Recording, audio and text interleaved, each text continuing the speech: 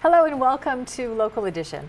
I'm Leslie Leyton. Well, the district lines have been redrawn in Orange County, and a big pipeline that carries wastewater from San Bernardino County out toward the coast is being repaired.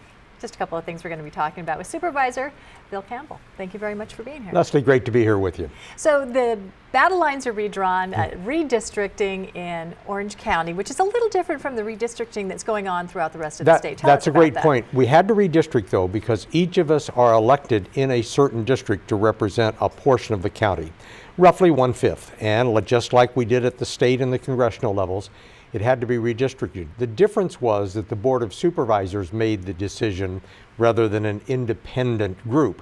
But we sought advice from people. We had, I think, over 15 different meetings throughout the districts. We placed computer terminals that let people go to the libraries and come up with their own plans to submit to us. And the more local you are, the more responsive you can be to the input that you receive from people in your And the reason I wanted to talk about it today is because the 3rd district was probably the most affected. We had grown very much since 2000, which meant we were way ahead of my colleagues in terms of the number of people. So we had to rebalance. And that rebalancing ultimately meant that I had to give up some parts of the district. And I felt bad about it, but it had to be fair. You know, what does it mean to a person living in Orange County? What does it really matter where the district lines are drawn? Well, I hope that I do a very good job of representing the people. And I believe that's the same case for my colleagues, candidly. But we work very hard to represent the folks we are. And I think they know who to call. So it's more of a matter of who now do I call if I have a problem. For instance, we had to give up the city of Brea.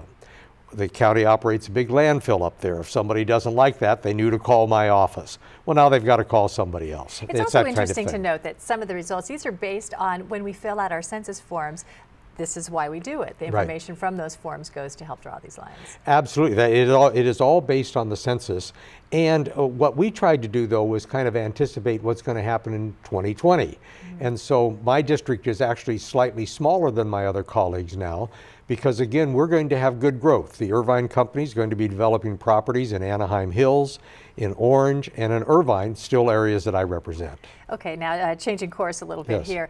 There's a big interceptor pipe is what it's called, right? It carries wastewater from San Bernardino County line out toward the coast. It's being repaired. Tell us about the state of this pipe and where it's Yes, this is a fascinating story because in the 1970s, they built what is called the Santa Ana River Interceptor Line, and it's a sewer line that really handles sewer and brine products from commercial companies in the San Bernardino and Riverside area and brings it down to our sanitation district processing plant down in Fountain Valley. But, and the wisest place to put it, right down the middle of the river. Why not? Bury it deep and no problem. Well, now that we're raising the Prado Dam, it's designed to release a lot more water under heavy rain conditions. And this last rain, we were almost scoured out, meaning almost uncovered that sewer line. If that sewer line gets uncovered, then the raging waters, and you've seen them in the Santa Ana River, they're just up the way from here, could actually break or damage that line. So you feel pretty confident you're getting to it just in time to prevent further damage? We've actually been working on it a number of years. The engineers told us we had to do it, and we had to do it in partnership with people from the Inland Empire and from the sanitation district. But the key thing was then finding a way to do it that wouldn't disrupt the river, because we're actually now going to tunnel under the river.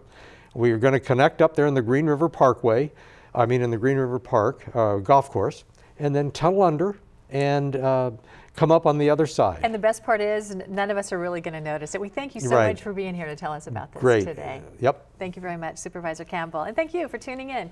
Stay with us. More HLN next.